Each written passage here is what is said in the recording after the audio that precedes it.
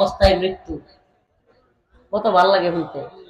আমি বলবো কি জানেন, ওই মসজিদে রোজা রাখা অবস্থায়, সিজদারত অবস্থায় রোজা রেখে মৃত্যুর চাইতেও ময়দানে জিহাদের শাহাদাতের তামান্নাওয়ালা ব্যক্তির ডাস্টবিনে পড়ে থাকা মৃত্যু তার চাইতে অনেক বেশি উত্তম।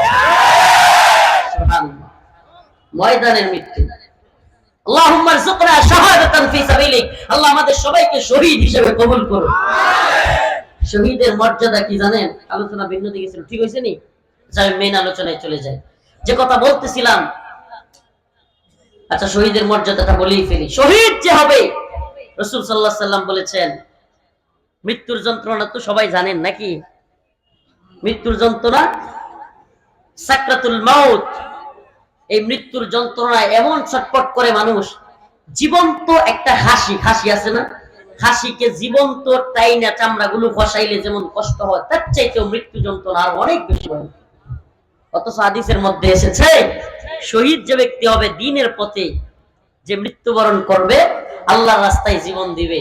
পিঁপড়া আছে না, পিঁপড়ায় কামড় দিলে যতটুকু ব্যথা তার চাইতেও কম ব্যথা। সুবহানাল্লাহ কয় না? আর শহীদ, তার অবস্থা কি?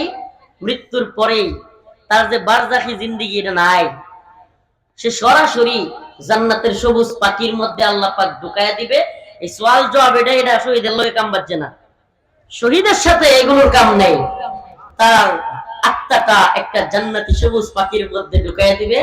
তার যেখানে মন চাইবে ঘুরবে, যা মন চাইবে খাইবে। আর জান্নাতে ঘুরতে ঘুরতে গিয়া আল্লাহর আরশের নিচে যে ল্যাম্পপোস্ট আছে ওইটাতে গিয়ে বসবে। আল্লাহ শহীদ কি চাও? শহীদ জবাব দিবে, আল্লাহ শপথ দিবেন কিছুই চাই না। সুবহানাল্লাহ কয় না? শহীদ হতে চান তো?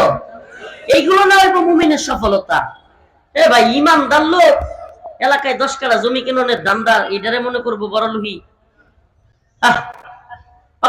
ইনসান মালাহা, হাই হাই কি হয়ে গেল গা?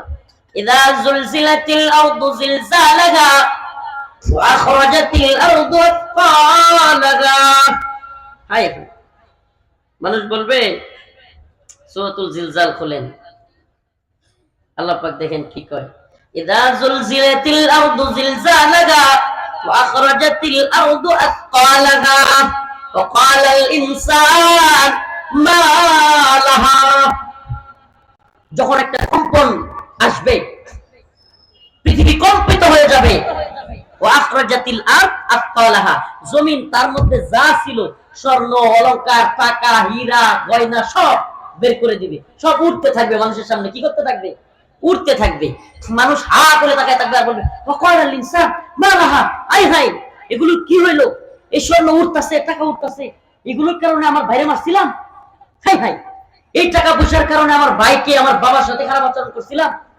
মানুষ এগুলো করতে থাকবে, হাই হাই আফসোস করতে থাকবে। আজকে সব টাকা পয়সা উইয়া সোনা গয়না যাইতেছে, কই যায়? সব ধ্বংস। সুবহানাল্লাহ। এগুলোর পিছনে দৌড়াইতেছেন, এগুলোর পিছনে, এগুলি কি সফলতা? হ্যাঁ, দুনিয়ার কোটিপতিরা ঠিক মতো, আগেও বলছি, খাইতেই পারে না। হাই হাই এত টাকা কামাই করছে, গোশত আমি খেতে পারি না, মিষ্টি আমি খেতে পারি না, আরো কত কিছু দেখাইতে পারতাম না। কারণ কি? অথচ রিকশাওয়ালা যায় দেন না। সুবহানাল্লাহ ওয়া বিহামদিহি। এজন্য আমরা কি দুনিয়া তালাশ করবো নাকি আল্লাহকে তালাশ করবো? قد أفلح المؤمنون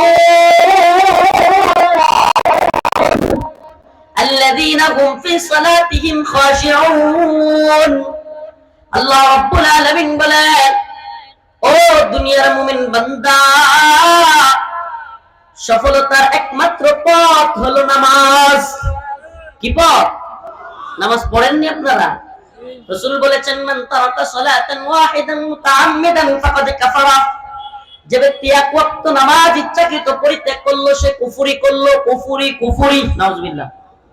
এক ওয়াক্ত নামাজ ইচ্ছাকৃত পরিত্যাগ করলে কি করলো? কুফরি। ইমাম আহমদ ইবনে হাম্বল বলেন, ইচ্ছাকৃত নামাজ পরিত্যাগকারীকে দাফন করা মুসলমানের কবরে যাবে না। নাউজুবিল্লাহ। ইচ্ছাকৃত নামাজ পরিত্যাগকারীকে মুসলমানের কবরে কি করা যাবে না? দাফন করা যাবে না। আজকে আমাদের সমাজের অবস্থা কি তাইলে? ইমাম আবু হানিফা রাহমাতুল্লাহ আলাইহি যদিও একটু নরম বলছেন যে এদেরকে পাছায় পিটাইয়া জেলখানায় ভরতে হবে, খাঁটি তওবা করবে, আমি আর জীবনে নামাজ ছাড়বো না, এই কথা বলার পর তাদেরকে ছাড়া হবে, এর আগে না। আমি দেখছি আমলি বয়ান, ইমানি বয়ান মানুষের ভালো লাগে না। এই বড় বাজে এক প্র্যাকটিস হয়েছে, সুর দিয়া কেউ কিছু কিচ্ছা কাহিনী কইলো কিংবা গরম বক্তব্য দিল, বাস কতক্ষণ বয়ে থাকবে। নাইলে মানুষ ইমানি কথা আমলি কথা পচ্চা গেছে গা রুচি, আমাদের রুচিতে একবারে বিলায় বর্ষা করে দিচ্ছে।